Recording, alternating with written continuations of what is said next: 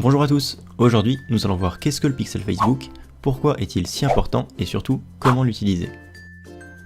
À travers mes micro-formations vidéo, je tâcherai de vous expliquer rapidement et efficacement différentes facettes du marketing en ligne. On parlera notamment de dropshipping et des campagnes de publicité Facebook dans une optique d'optimisation. Bien, commençons par le commencement. Le pixel Facebook, c'est quoi ?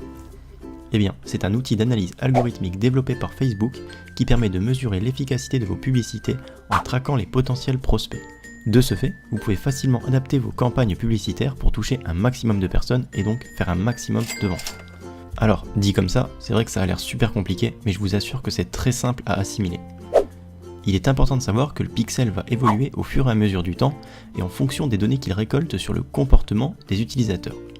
Il constituera sur le long terme environ 80% de vos ventes. Il est donc vraiment essentiel de bien comprendre comment il fonctionne. Voyez ça comme un petit espion qui va analyser tout ce que les gens qui visitent votre site font afin de collecter un maximum de données et d'augmenter son intelligence. Maintenant qu'on a vu ce que c'était, nous allons voir comment l'utiliser de manière simple. Pour les utilisateurs de Shopify, rendez-vous dans votre tableau de bord dans l'onglet Online Store puis Préférences. Vous aurez ensuite cette fenêtre. Récupérez votre Pixel ID sur votre manager Facebook, ici, et collez-le dans l'onglet Shopify.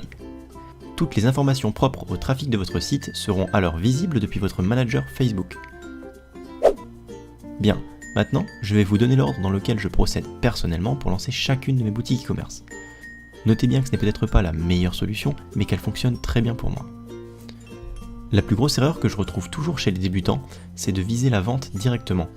Je ne vous conseille vraiment pas de vouloir commencer par ça puisque, soyons d'accord, si une personne ne vous connaît pas, si votre page ne comporte aucun like, aucun commentaire et aucun partage, ça n'inspire pas vraiment confiance.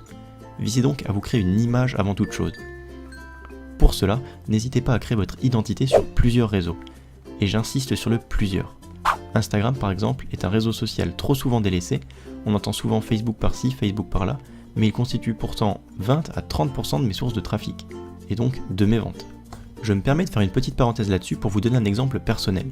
Pour une de mes boutiques, j'avais commencé à me constituer une audience 2 semaines avant l'ouverture, en postant de belles photos Instagram.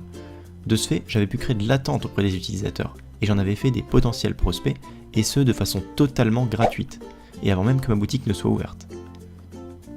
Ne misez donc pas tout sur Facebook, je vous conseille vraiment de vous diversifier, bien que Facebook doit quand même rester le centre de votre réseau publicitaire.